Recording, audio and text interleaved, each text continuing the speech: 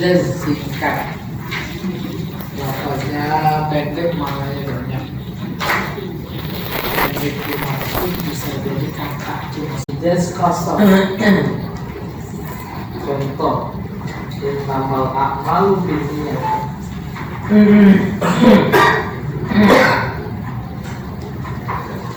Jangan lihat namanya. Kalau nama kemarin kosong. Tapi lihat al-a'mal itu satu kata cuma. Maka maknanya banyak. Amalan apa? Semua amalan. Semua pekerjaan. Pekerjaan itu aktivitas. Dalam pandangan Islam, aktivitas apapun dan profesinya apapun dalam hidup ini sebagai mukmin muslim itu kan dinilai ibadah. Baru dia yang ibadah kita sambung pakai nama. Yang dilihat ibadah itu cuma niat. Ada dua penumpukan tema. Pertama nama, hanya niat. Ya, arti segala saja didapat pada kata amal. Amalan apa saja? Kemarin dari mulai amalan hati itu dilihat. Amalan itu zikir dalam hati. Amalan itu ya. Terus di lidah kata-kata amalan. Terus di raga ya, itu amalan. Bahkan bisa jadi semuanya masuk juga kategori pikiran, berpikir satu amalan. Mikir bagaimana besok mencari makan untuk makan, mikir dulu itu amalan. Ini yang namanya qasar, apa ijaz qasar. Amal a'malu binniyat. Dua sisi atau dua sudut pandang. Dari sudut pandang ijaz, amalnya itu yang disorot. Terus ada qasar lagi, ada innama. Innama memberi informasi dan dilihat hanya niat maksudnya. Jadi melengkapi, balaghah mengantarkan kita. Di sini ada ijaz, namanya ijaz qasar, dan di sini juga ada qasar. Stressing qasar pada niat, stressing ijaznya pada amal. Dua, Allah lahul khalqu wal amr. Allah ingatlah. Ini penegasan juga ada tauhid Allah. Allah bidzikrillah tatma'innul qulub. Oke, Allah lahul khalqu. Lahu. Ini ada qasar lagi, ini takdim. Tadinya al khalqu lahu. Menciptakan hanya miliknya. Maka gaji keduanya al khalqunya. Dan bertanya menciptakan apa? Menciptakan apa? Sehingga dalam konteks menciptakan secara teologis itu menjadi kajian teologi yang klasik. Siapa menciptakan? Allah, nggak ada yang berbeda dengan. Tapi yang diciptakan Allah baik atau buruk? Berbeda dengan. Kalau menurut Mu'tazilah yang baik saja. Masa Allah menciptakan yang buruk? Ya tidak. Kalau kata Sunni baik dan buruk. Kalau Allah hanya menciptakan yang baik, yang diciptakan buruk siapa? Berarti ada kalau. Oleh karena itu Mu'tazilah membaca min syarri ma khalaq. Aku berlindung kepada Allah dari kejahatan. Kalau Mu'tazilah tidak nafi, yang tidak dia cipta. Masa Allah cipta? Tapi kalau Sunni banyak mausul, kejahatan yang dia tuh. Tinggal posisi kita. Allah lahul khalqu, cipta apa saja. Kalau mencipta yang konkret benda, insya Allah kita membaca. Tapi ada yang bersifat maknawi abstrak, itu juga Allah yang mencipta. Dan tidak ada selain Allah yang mencipta. Baru kemudian jalan tengahnya bagi kita ciptaan baik buruk. Baik buruk itu cuma ada di akal manusia. Maka kemudian di tengah masyarakat ada kategori musibah nikmat. Musibah nikmat itu aja di sini. Pertimbangannya sebelah kanan kebakaran musibah, kematian musibah. Sebelah kiri gusuran, adalah pemeliharaan nikmat. Maka akal bilang ini musibah, ini nikmat. Tapi menurut Allah belum tentu. Dalam konteks bahwa semuanya Allah yang mencipta. Oleh karena itu melihatnya nanti ujungnya. Kalau kematian membuatnya menjadi sadar keluarga dekat kepada Allah, siapa bilang itu musibah? Amin. Ada yang berani bilang musibah, orang jadi tambah zikir, tambah baca yasin, tambah ke masjid. Itu gara-gara itu. Tapi yang sebelah habis dapat nikmat banyak, jadi tambah jauh sama Allah.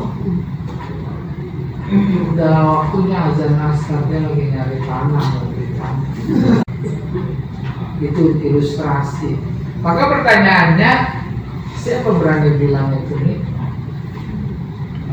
Dan umumnya kalau disadari kayak begitu cara Allah. Dulu gempa bumi di Sumatera Barat, tayangkan itu, yang betul, semua berhamburan. Kita juga begitu, berhamburan. Apa yang keluar dari kata-kata dari mulut? Allah Akbar. Nikmat betul. Sementara sana yang lagi joget-joget, apalagi nyanyinya gender-gender. Ada kata Allah Akbar. Oleh karena itu mana yang nikmat, mana yang musibah. Ketika gedung runtuh, orang terhimpit, lalu musibah dalam tanda kutip ini yang mengantarkan menjadi ingat kepada Allah. Tak ada kata saat menghembuskan nafas kecuali Allah Akbar. Nikmat apa enggak? Nikmat. Allah lahul khalqu wal amru. Tuh, amru ini ada ijazah. Satu kata. Segala penciptaan hanya miliknya. Segala persoalan hanya miliknya. Berarti al-amr itu ijazah kosong ya Pak? Iya. Ada dua ini. Urusan, perkara, urusan semua urusan. Udah nggak bisa didata. Saking banyaknya. Ya. Urusan Allah.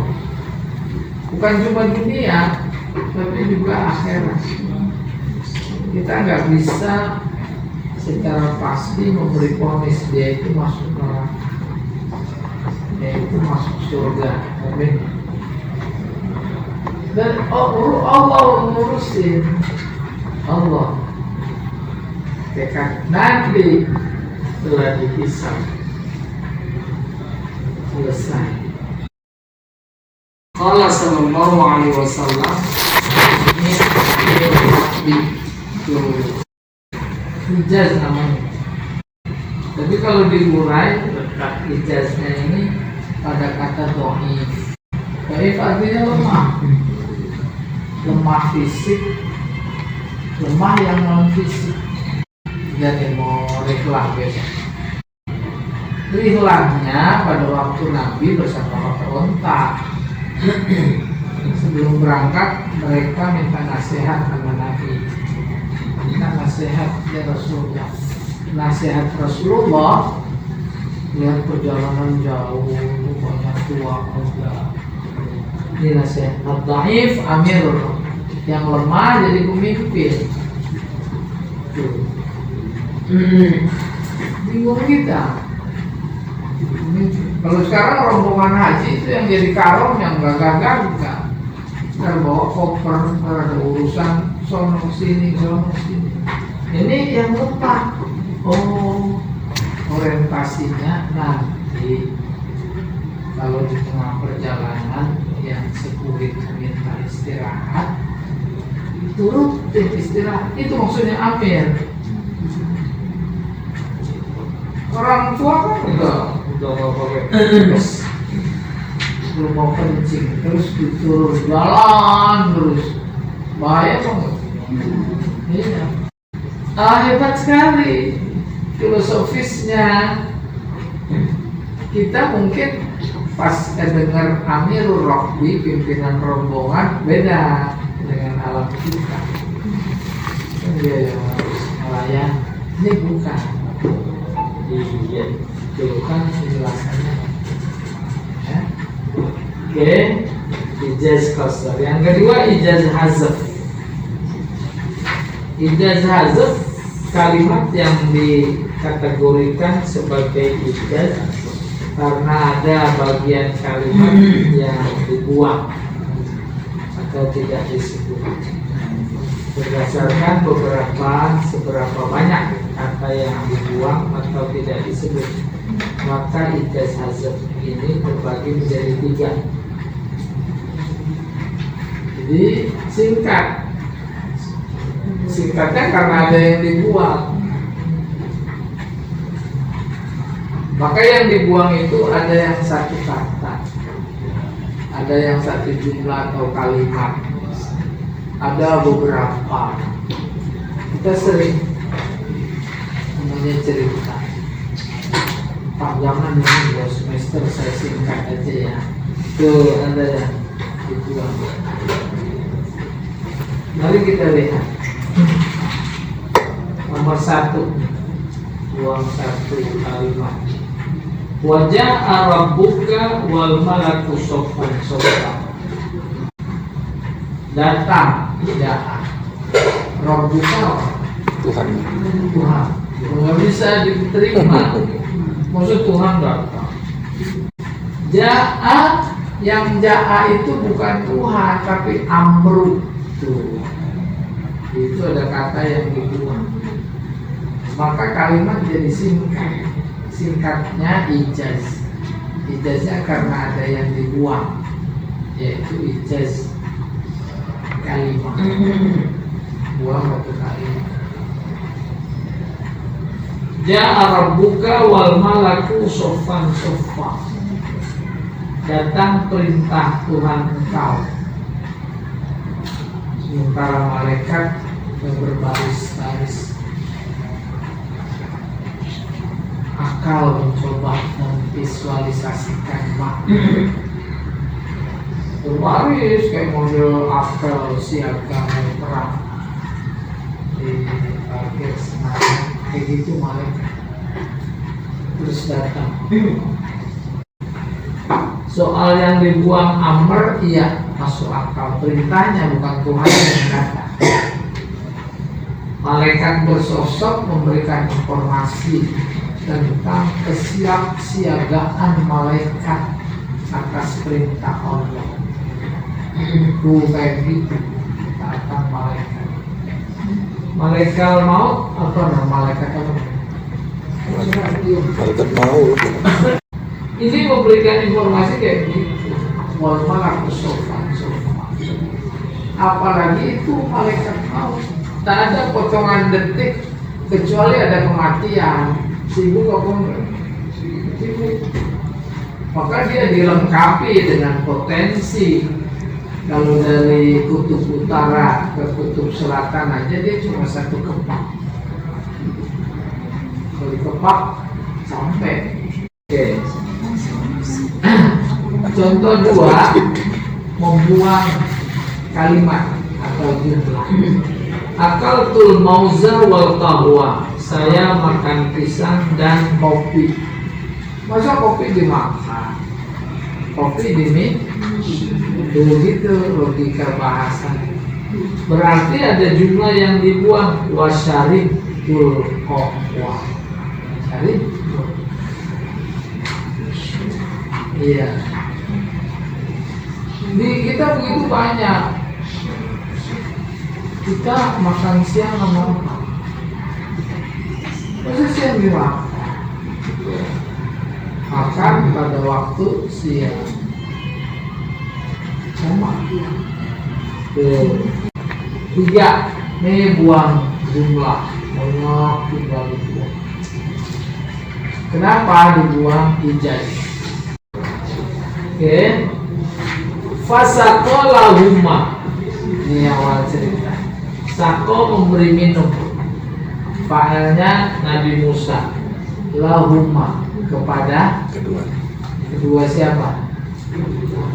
Putri rumah dong ini.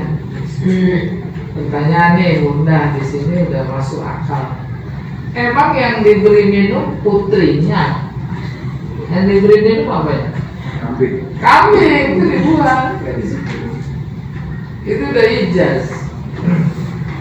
Yang dibuang kambing, ternak, an'am, kuda. Padahal ini contoh bukan itu.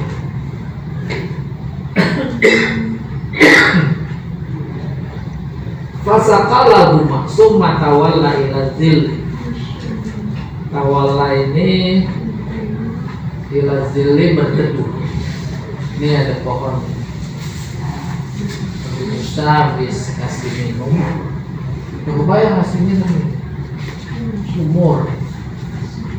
Sumurnya ditutup. Tutupnya itu harus diangkat oleh 10 orang. Mereka yang kalau minumin kan penggembalanya laki-laki. Nabi Shu'aib padahal nungguin ini selesai. Lama. Nabi Musa angkat sendiri. Sudah selesai. Nabi Musa selesai, dia berteduh nih di bawah. Dia pulang. Ini ceritanya. Nabi Musa baru terasa haus lapar.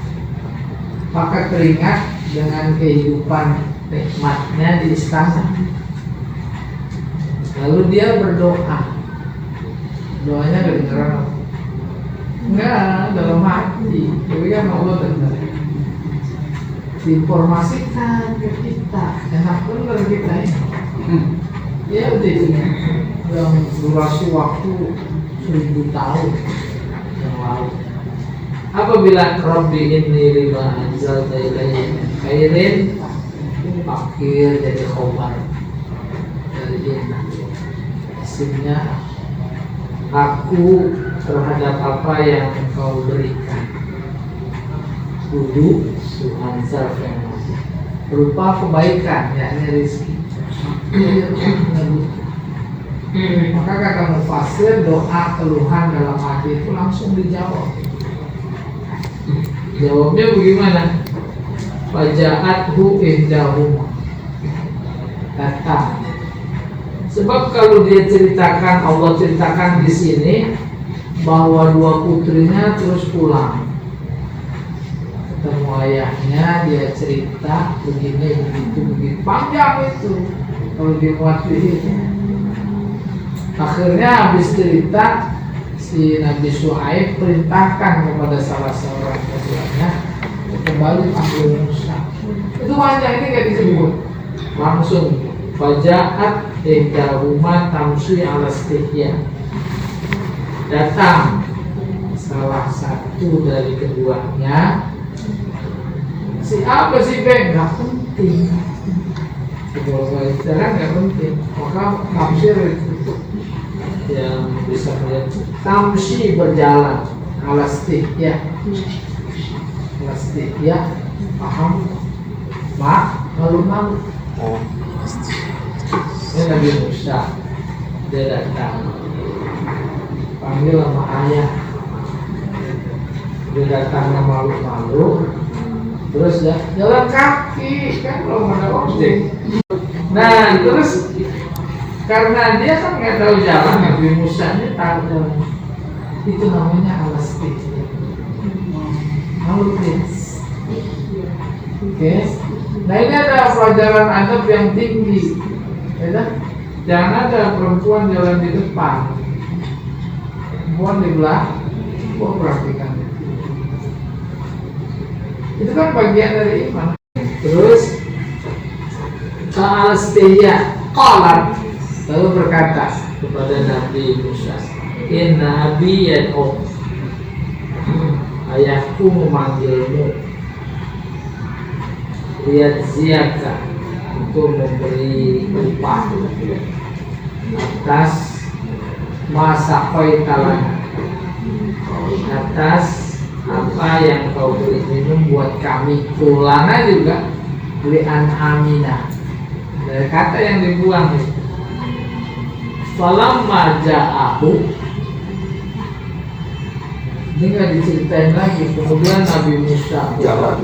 Jadi ketika datang sampai kepada Nabi Syuaib, wa qassa alaihil qasas, dia ceritain kok bisa jadi sampai di sini di Madian, ya, dari Mesir. Qala alai, selesai dia ceritain, Nabi Syuaib berkata, la takhaf, jangan takut, najauta minal qawmi qawmi, kau selamat, aman. 214. Nih kata yang dibuang banyak banget. Mulai dari fasaqala huma summa tawalla ila dhilli faqala rabbi inni lima anzalta ilayya khairin katsir. Itu yang dibuang dalam kurung. Fazahabata ila abihima, maka keduanya pulang pada kedua orang tuanya. Ofosota alaihi, dia menceritakan kepadanya maka namin amri Musa, terkait dengan Musa. Ma'arsalah ilaihi, kemudian dia mengutusnya, baru nyambung. Fajahat ihdahuma tamshi ala istihya.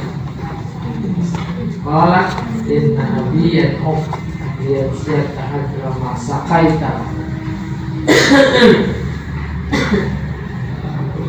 Kan selesai. Sekarang Ibnam panjang, maknanya dikit. Lalu ada bentuk-bentuknya dimaksud panjang. Yang pertama fikrul khos ba'dal am, menyebut yang khusus setelah yang umum, maka jadi panjang. Contoh satu, tanazzalul malaikatu warruhu fiha bi'izni rabbihim min kulli amr. Pada turun malaikat, asalnya tatanazzal. Malaikat semua itu umum, termasuk Jibril enggak masuk. Disebut lagi sepanjang. Kapan ini cerita turunnya? Malam Lailatul Qadar. Maka qadar itu sendiri artinya pertama sempit. Maka malam qadar malam sempit karena mereka turun. untung aja dia dibuat dari cahaya, ya. Untung saja kita nggak melihat dia. Dia melihat kita bang, melihat. Ya. Turun. Emang kenapa boleh diturunin? Allah ingin membuktikan, malaikat dulu lagi aku mau bikin Adam jadi manusia, kamu protes, bilang apakah engkau ada jauh fiha mayusil fiha wasitima. Nah Allah ingin membuktikan, lagi pada zikir, pada nangis, berdoa, sholat, aku ya hamba. Ada insya di situ, ada di balik itu ada perintah, hidupkan. Gitu.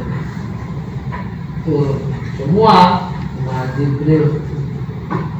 Jadi bukan pada saat kadar saja, ini kita lagi belajar, Allah membanggakan kita di hadapan malaikat. Sebab di mana ada magis, di situ ada malaikat.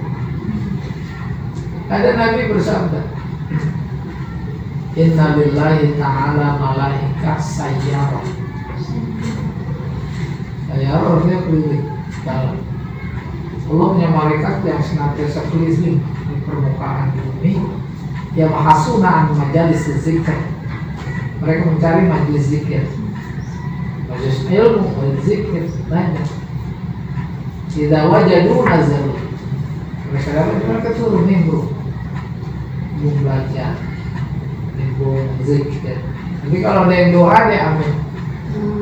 Selesai bubar dia naik ke atas. Di jalan ditanya, dari mana? Dari LPG. Disebut tempatnya. Terus ngapain mereka? Yuhallilunak.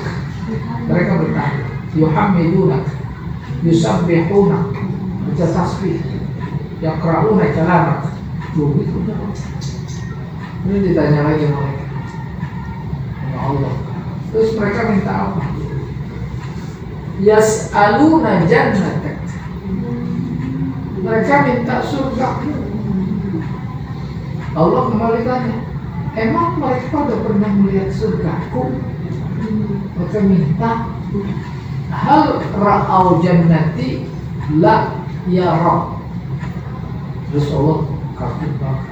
Kaifa idza ra'au jannati? Gimana kalau udah melihat? Belum melihat belum. Terus minta apa lagi? Mereka minta dijauhi dari neraka. Emang udah pernah melihat? Belum. Bagaimana kalau udah melihat? Tuh. Ya, kita kembali ke sini. Tanazzalul malaikatu ruh ya bi'idzni rabbihim. Dan mereka turun atas izin perintah. Min kulli amr, membawa segala urusan. Urusan apa itu? Urusan yang mengantisipasi kalau ada hambanya yang minta. Doa minta, nih mau dikasih. Ini kan pokoknya malam paling mulia. Udah selesai. Setelah itu dulu diselesaikan. B. Innallaha ya'muru bil adli. Allah menyuruh berbuat adil. Tuh, adil umum. Terus yang khusus ihsan, berbuat baik. Ihsan dibanding adil, ihsan lebih khusus. Tapi kemudian dikhususkan lagi. Apa itu yang dimaksud adil dan ihsan? Kita idil kurba, memberi kepada kerabat bantuan, pertolongan, zakat, terutama kepada kerabat. Kerabat saudara dekat, ke atas, ke bawah, ke kiri, ke kanan. Ya, tuh. Ya. Wa yanha 'anil fahsya'i wal munkar. Apa itu adil? Yaitu mencegah dari berbuat keji dan kemungkaran, wal bagh, kezaliman. Yang itu kayak begitu Allah menasihati kalian. Apa tujuannya? La'allakum tazakkarun. Jadi yang umum itu adil. terus lisan juga masih terus jadi panjang. Nah yang ketiga ini yang bagus, hafid itu ala selawat, jaga semua sholat umum, zuhur, asar, maghrib, isya, subuh. Tapi terus disebut yang khusus sholat wusta, asar yang menjadi titik perhatian terkait dengan sholat. Karena asar itu pertama, kata versi mufassir yang satu, itu waktu bergantiannya jaga malaikat malam sama malaikat siang. Azan asar berkumandang, datang malaikat jaga yang beri. Udah sana, enggak dulu. Itu ada yang masih tidur. Itu, tapi kalau kamu yang nyatet, kamu catat dulu. Tunggu dulu sampai dia bangun. Lah, habis bangun nggak langsung sholat. Udah mau berangkat aja, dia ngopi dulu. Ngopi dulu. Belum habis. Ya, masa bergantian. Jadi segera, maksudnya segera dalam asar. Iya, segerakan. Iya. Nah yang menarik, hafizu artinya pola faham saling. Kalau saling itu ada dua pihak. Saling menjaga lah. Saling pertama antara kita dan keluarga, teman, orang lain. Kalau secara umum ya subuh ingatkan, jaga jangan. Besok juga kita yang tidur, dia mengingatkan tuh pada mana. Yang kedua, hafid itu saling menjaga antara kita sebagai pelaku sholat dengan sholat itu sendiri. Sholat menjaga kita. Kenapa dia jaga kita? Karena kita menjaga dia. Yang kedua, antara kita dan Allah, karena yang punya sholat adalah Allah. Kita jaga sholat sama kita dengan menjaga Allah, karena kita menjaga pelajaran dia juga. Kedua besok.